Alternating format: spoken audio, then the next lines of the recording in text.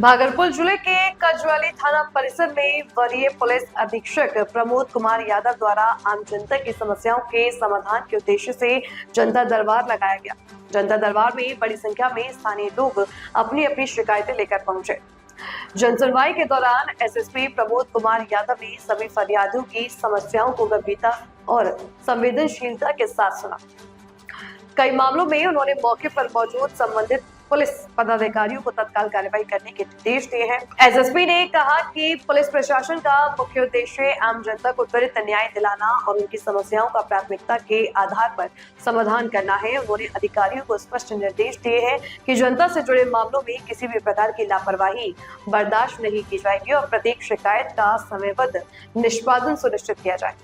SSP Pramod Kumar Yadav ने यह भी कहा है कि जनता दरबार के माध्यम से पुलिस और आम नागरिकों के बीच विश्वास मजबूत होता है और प्रशासनिक कार्यप्रणाली में पारदर्शिता आती है। इस अवसर पर थाना स्तर के कई पुलिस पदाधिकारी और कर्मी मौजूद रहे, जिन्होंने प्राप्त शिकायतों के निष्पादन की प्रक्रिया को गंभीरता से आगे बढ़ाने का भरोसा दिलाया। देखिए, इसके लिए हम लोगों ने अभी जो प्लान बनाया हुआ है कि एक तो हमारी जो कुछ अलग की जो स्पेशल टीम है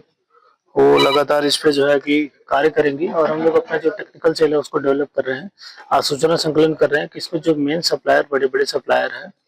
वहां से हम लोग कार्रवाई करें। निचले स्तर पे तो थाना स्तर पे जो कार्रवाइयां होती हैं, लेकिन जो ऊपर के जो बड़े लोग इसमें शामिल रहते हैं, जो मेन सप्लायर रहते हैं, तो उनपे हम लोग प्लान करके उनका सूचना संकलन कर रहे हैं। तकनीकी जो भी सूचना की कौन कौन इसमें शामिल है, कहाँ से इसको लाया जा रहा है और कहाँ से इसका डिस्ट्रीब्यूशन किया जा रहा है, क्योंकि कुछ डिस्ट्रीब्यूटर रहते हैं वहां से वो छोटे मात्रा में चारों तरफ इसको सप्लाई करते हैं, जिससे कि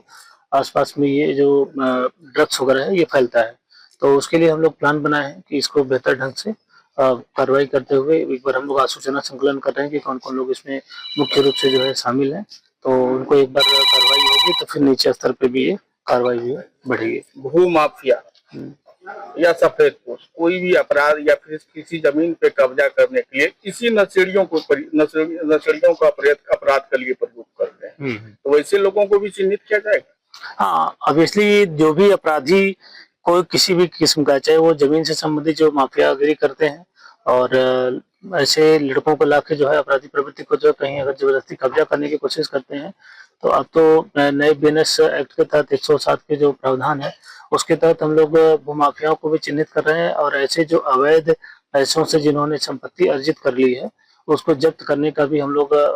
प्रपोजल ले रहे हैं सभी थाना और सभी अनुमंडल ऑफिस से, कि जो ऐसे अपराधी प्रवृत्ति के लोग हैं जिनका कोई कमाई का स्रोत नहीं रहा है, लेकिन हाल में वो जो अवैध गतिविधियों के माध्यम से काफी धन अर्जित कर लिया है, तो उसको भी हम लोग चिन्हित कर रहे हैं। तो जो भी हो, चाहे वो भूमाफिया हो, चाहे शराब के नशे ये